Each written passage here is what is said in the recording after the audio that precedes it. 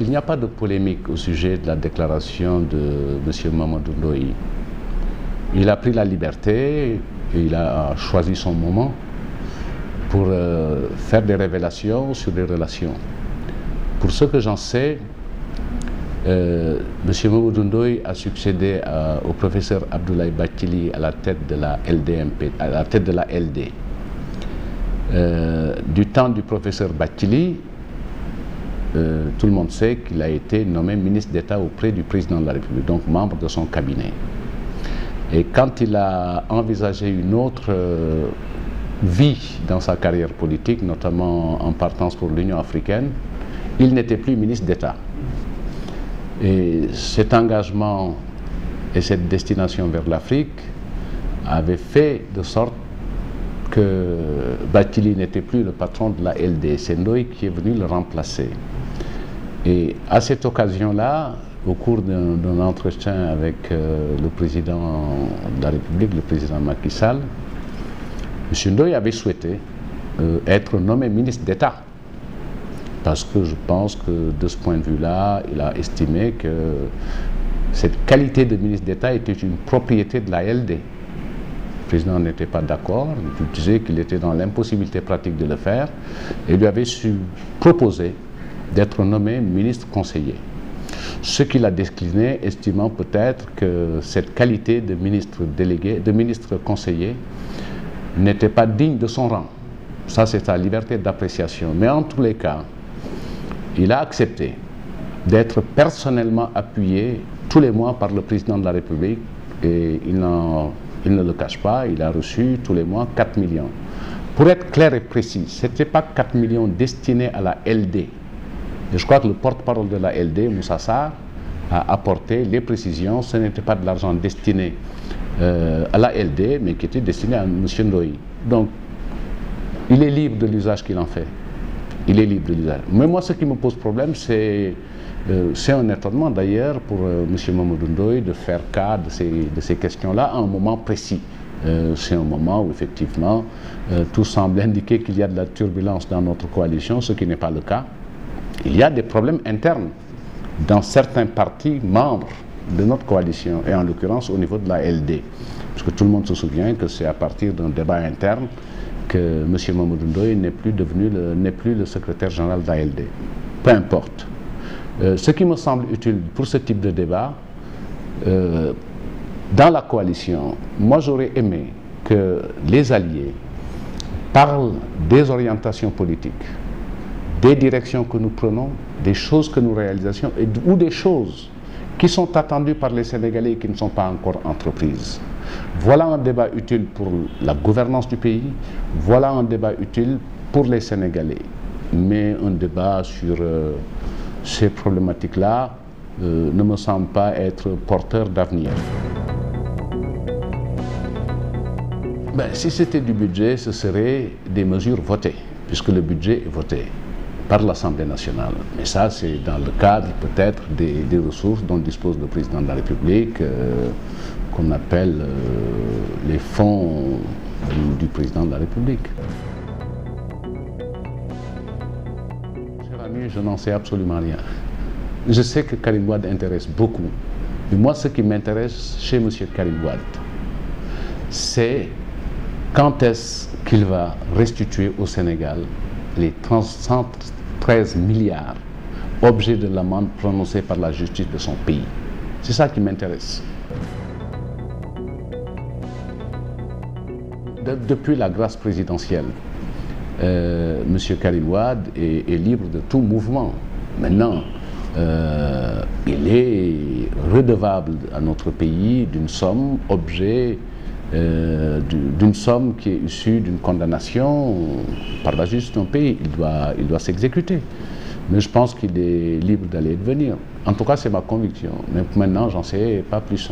Je pense que jusqu'à plus ample informé, M. Karim Wade n'a pas perdu l'usage de sa langue. À lui de nous édifier. Moi, je ne suis pas dans les supputations ou dans les hypothèses politiques. Il est dans son rôle et à sa place en appelant au dialogue. Et pour nous qui avons fait un peu de chemin avec le président Macky Sall, le dialogue est un élément fort de son identité politique.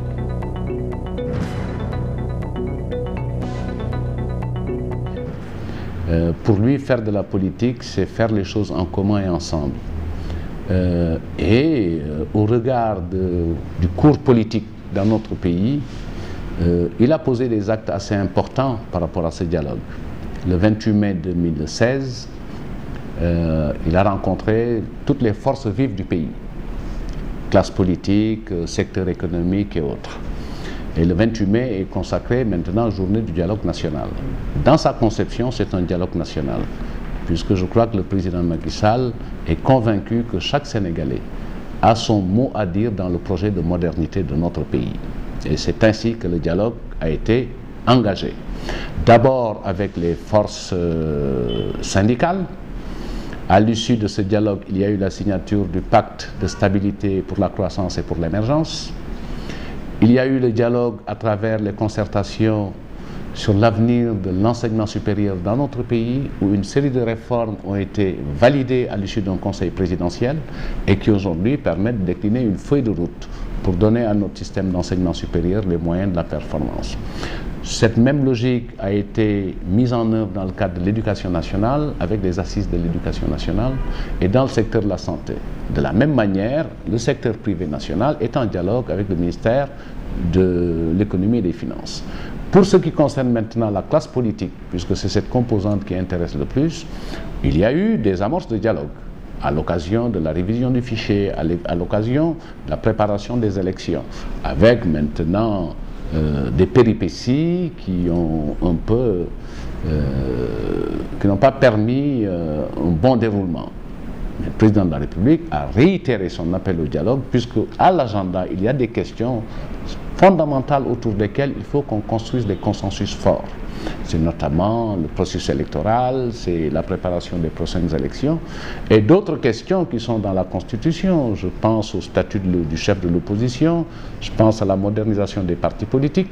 Donc ce sont des questions importantes et essentielles pour notre démocratie, et le dialogue, c'est une composante centrale de la démocratie, c'est ce qu'on appelle un peu la fonction de délibération, puisque dans la démocratie, vous avez ces trois composantes. La fonction de délibération, c'est le dialogue sur ce qui fait sens. Vous avez la question de la procédure par laquelle on désigne les représentants, c'est l'objet du processus électoral, et la question de la désignation des représentants. Donc voilà les trois composantes de la démocratie. Et donc appelant au dialogue, je pense qu'il sera entendu, il commence à l'être, et on y arrivera, moi je le crois fortement. Elle vaut son pesant d'or. C'est la parole du président de la République. Maintenant, je sais que vous êtes intéressé par les trains qui n'arrivent pas à l'heure, et vous avez fait un petit inventaire à l'après-vert, laissant de côté toutes les actions fortes qui ont été posées dans le cadre de la bonne gouvernance. Je pense à la déclaration de patrimoine, je pense à la création de l'OFNAC, je pense au renforcement de capacité des structures de contrôle de l'État, des corps de contrôle, je pense à la modernisation de notre système judiciaire, je pense à beaucoup de choses qui ont été telles que l'adoption du code de transparence budgétaire, donc des choses qui renforcent justement la bonne gouvernance. Maintenant, s'agissant du mandat, cette question-là a été réglée à deux niveaux. D'abord, par l'avis du Conseil constitutionnel et la décision des Sénégalais, puisque l'intention du président Macky Sall était de faire un mandat de 5 ans. Mais dès lors que la procédure nous a amené à ça et que les Sénégalais l'ont validé, je pense que c'est ce qui vaut. Deuxième problème. Maintenant, quand vous parlez d'un gouvernement de 25 ministres, ça c'était un gouvernement de départ. Mais aujourd'hui, la question centrale, ce n'est pas le nombre de ministres. La question centrale, est-ce que le dispositif qui est mis en place a suffisamment d'efficacité pour apporter les réponses attendues par les citoyens sénégalais? C'est ça qui est important. Sur la question maintenant d'Aliou Sall, je crois que pour moi, le fond du débat, ce n'est pas la nomination ou pas. C'est de comprendre que Aliou Sall n'est pas Karim Wade et que le président Macky Sall n'est pas le président Abdoulaye Wade. Moi, je pense que la classe politique tarde à réagir alors que c'est une offre qui lui est faite. Il appartient à la classe politique de prendre l'initiative il appartient également à l'État d'accompagner justement les acteurs politiques pour traiter cette question. Et voilà tout le sens et la portée d'un dialogue auquel toute la classe politique pourrait prendre part et régler cette question.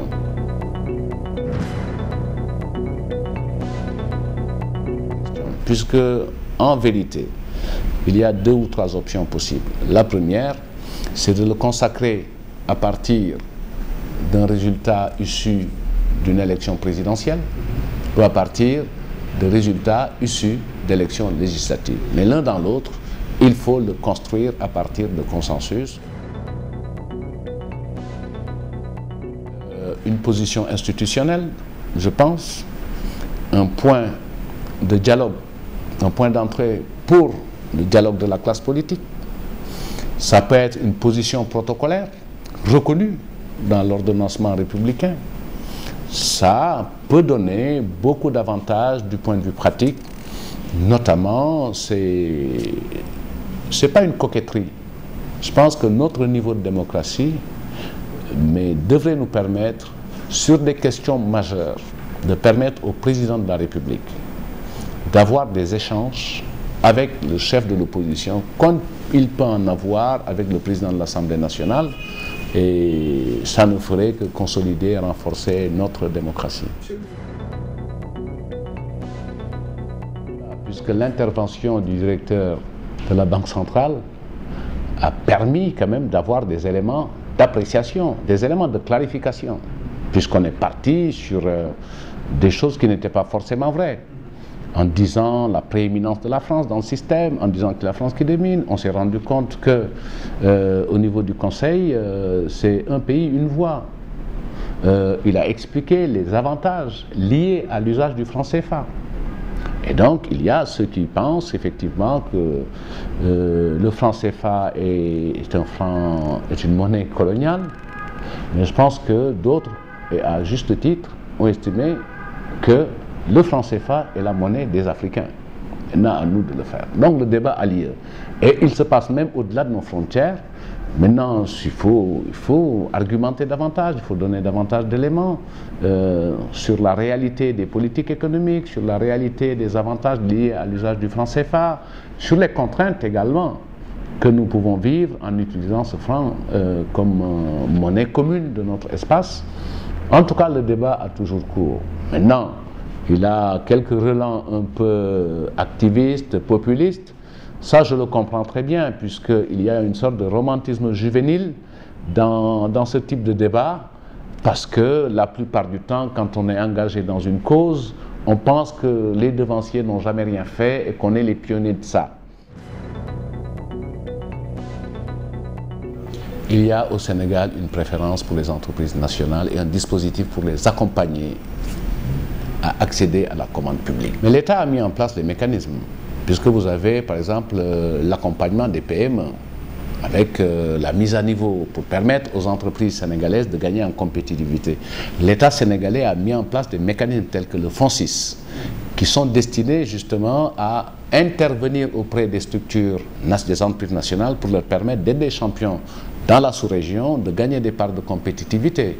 Maintenant, il y a tout un processus, puisque ce n'est pas de façon décrétale, par un décret qu'on les règle ces problèmes, mais c'est par la confrontation. Les entreprises interviennent dans un champ qui est le champ de la concurrence. Maintenant, l'État du Sénégal, en tout cas, a fait l'option de réserver une part de la commande publique aux entreprises nationales. Des exemples foisonnent avec le mobilier national, avec d'autres. L'État du Sénégal accompagne le secteur privé national pour conquérir des parts de marché, et ça viendra.